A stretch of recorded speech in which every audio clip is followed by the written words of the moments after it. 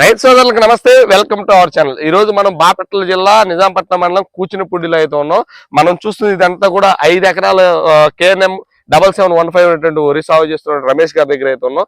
రమేష్ గారు అయితే మాత్రం తిరువూరు నుంచి అయితే ఈ సీడ్ అయితే తీసుకొచ్చి ఒక 5 ఎకరాలు అయితే సాగు చేశారు. అంతకుముందు చాలా వెరైటీలు వేసినప్పటికీ ఆశ్చర్యజనకమైన దిగుబడులు లేకపోవడం, ఇదైతే కొత్తగా ఉంది. అదే సన్నీడ్ అంటే దొడ్డు రకం కాకుండా సన్నగా ఉంది. మిల్లర్ల దగ్గర కూడా మంచిగా అమ్ముకోవచ్చు అని అయితే మాత్రం రమేష్ గారు అయితే ఈ విత్తనాన్ని అయితే తీసుకొచ్చి సాగు చేయడం. దీని పంటకాలం వచ్చేసరికి 135 నుంచి 140 రోజులు. ఇది హార్వెస్టింగ్ అనువు. ఇదైతే మాత్రం వర్షాలకి తుఫాన్లు కూడా తట్టుకుని నిలబడే వెరైటీ అని అయితే మాత్రం రమేష్ గారు చెప్పారు. పూర్తి వీడియో కూడా మన యూట్యూబ్ ఛానల్లో ఒక వీడియో అయితే చేశాను.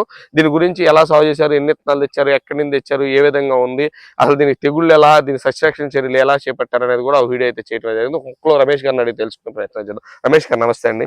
సార్, ఇప్పుడు మనం చూస్తున్నట్టయితే ఈ KNM 7715 వెరైటీని మీరు తీసుకొచ్చి తిరువూరు నుంచి అంటే ఎలా చూశారు, ఎలా తీసుకొచ్చి చేశారు, క్లుప్తంగా చెప్పండి మాకు. మనం కూడా యూట్యూబ్ లో అలాంటి వాటిలో చూసామండి. ఓకే. చూసి వాళ్ళని సంప్రదిస్తే బాగుంటది, దిగుబడి ఇదిగా ఉంటది అని చెప్పారు. ఓకే. అందువల్ల మనం కూడా వేసి చూద్దాం అని చెప్పి తీసుకొచ్చాం. ఓకే. వేసాము, పంట దిగుబడి బాగానే ఉంది. ఓకే. అంటే ఆశించిన దానికంటే ఎక్కువగా ఉంది. ఓకే. అంతకు ముందు చాలా పంటలు వేసాం, వాటిలో అంత ఇదేం కనిపించలేదు.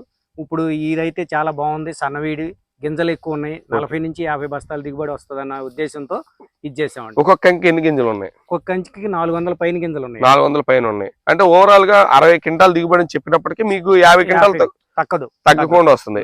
అంటే దాంతో పోలిస్తే మీకు పెట్టుబడులు ఏ విధంగా పెట్టారు? దీనికి పెట్టుబడి చాలా తక్కువ అండి. అంత ముందు ఆడితో పోలిస్తే ముందు దానికంటే కూడా దాంతో ఈక్వల్ గా పెట్టాలి.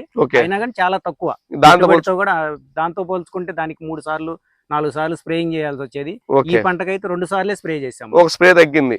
అదే ఎంత స్ప్రేలు చేసినా ఏం చేసినా సరే మీకు పెట్టుబడి అనేది పెరిగింది, దిగుబడి తగ్గింది. ఇది పెట్టుబడి తగ్గింది, దిగుబడి పెరిగింది. మీకు ఓవరాల్ కి KNM 7715 సంతృప్తి వచ్చింది. ఓకే, మనం చూస్తాం కదా. రమేష్ గారితో వీడియో కూడా చేశాను. మన యూట్యూబ్ ఛానల్ లోకి వెళ్ళి అయితే ఫుల్ వీడియో చూడండి. ప్లీజ్ సబ్స్క్రైబ్ రైతన్న తోడుగా.